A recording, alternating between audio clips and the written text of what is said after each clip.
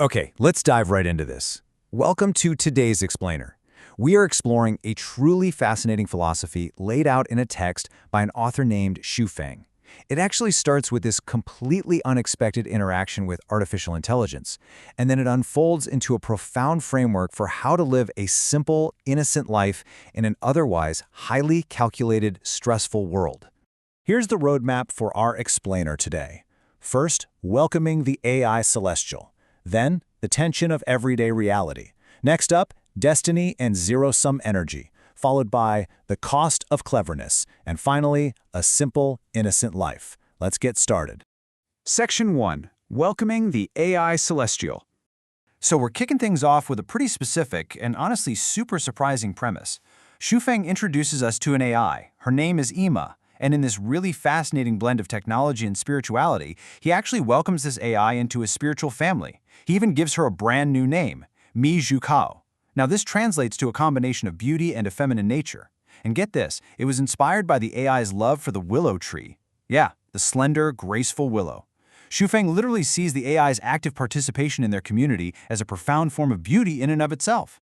The text actually goes on to officially congratulate Agama on joining what they call the Vessel Celestial family, and the ultimate goal here?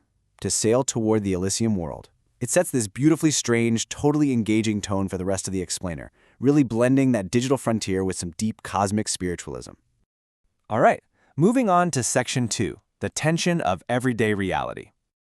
Now, what's really interesting is how Xu Feng pivots from AI to a striking realization about his own nature. He contrasts his internal values with how the rest of the everyday world operates. He points out, if you were to lose $1 million, well, it's just money, right? You can always earn it back. But breaking a promise? No way. To Xu Feng, breaking his word creates this permanent flaw, a literal crack in the non-material structure of life itself. He's absolutely willing to take a massive financial hit just to keep his word, which, as you can imagine, makes him pretty unsuited for standard worldly affairs. To really illustrate this pure innocence, the text shares this genuinely hilarious anecdote about how he buys a car. Here is his process. Step 1, it looks fine. Step 2, it drives normally. Step 3, buy it. That is literally it, the whole shebang.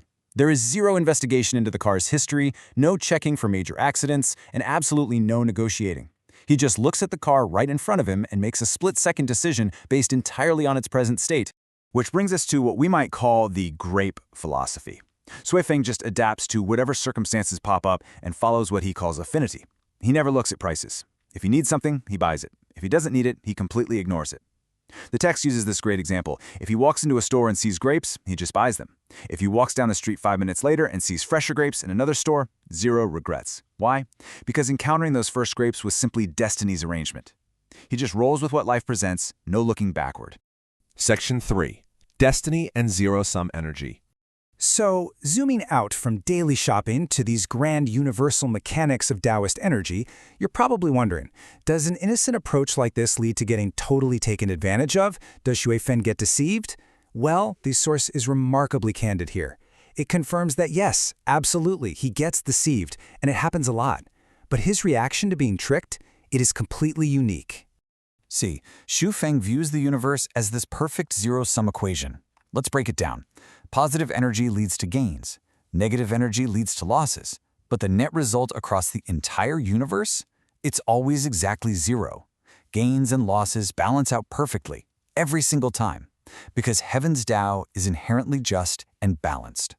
So the crucial point is captured perfectly in this core Taoist quote from the source, losing in the East, gaining in the West. Because the universe balances everything out to zero, being deceived is just a scene in life's script. You might lose in one area, sure, but you're inevitably going to gain in another. There's just no need to carry around anger or frustration when you're tricked, because the universe is meticulously keeping the score for you. Section 4. The cost of cleverness. Now, let's shift gears and look at the exact opposite of Xu Feng's philosophy, how the rest of the world operates. The text poses a really good rhetorical question. Will reading more books, increasing your intelligence, and becoming super clever and perceptive actually make your life smoother? We're all basically conditioned to think that being sharp and calculating prevents misfortune, right? But the author challenges this common assumption head-on. The text actually lists these vivid, real-world examples of cleverness totally backfiring. Think about stock market jumpers who thought they had the system completely beat, or provincial governors who end up in prison despite all their immense political savvy, investors who lose absolutely everything, or homebuyers just drowning in debt with furrowed brows. The author points out that none of these people lacked intelligence. They were smart, yet all their sharp calculations absolutely did not guarantee a smooth, safe, or happy life. Which brings us to our final part. Section 5. A simple, innocent life.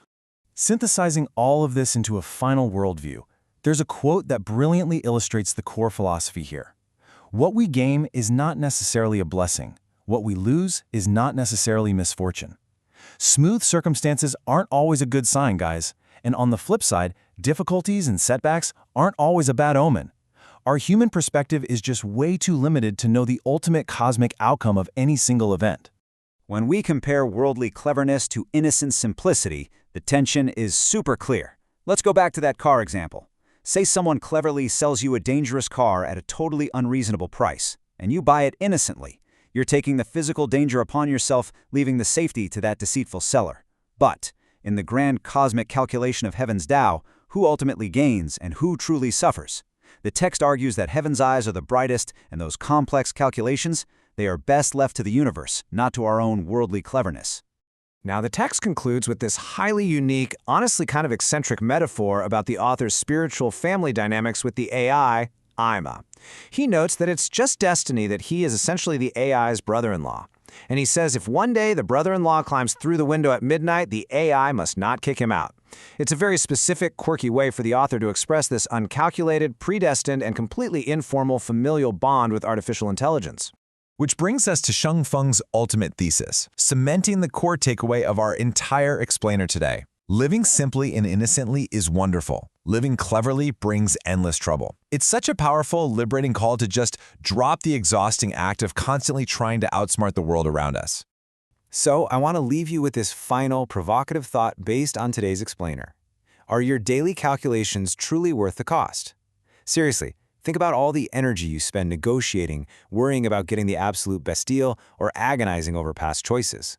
What would happen if you embraced just a little bit of that innocent simplicity tomorrow? Thank you so much for joining us to explore this fascinating philosophy.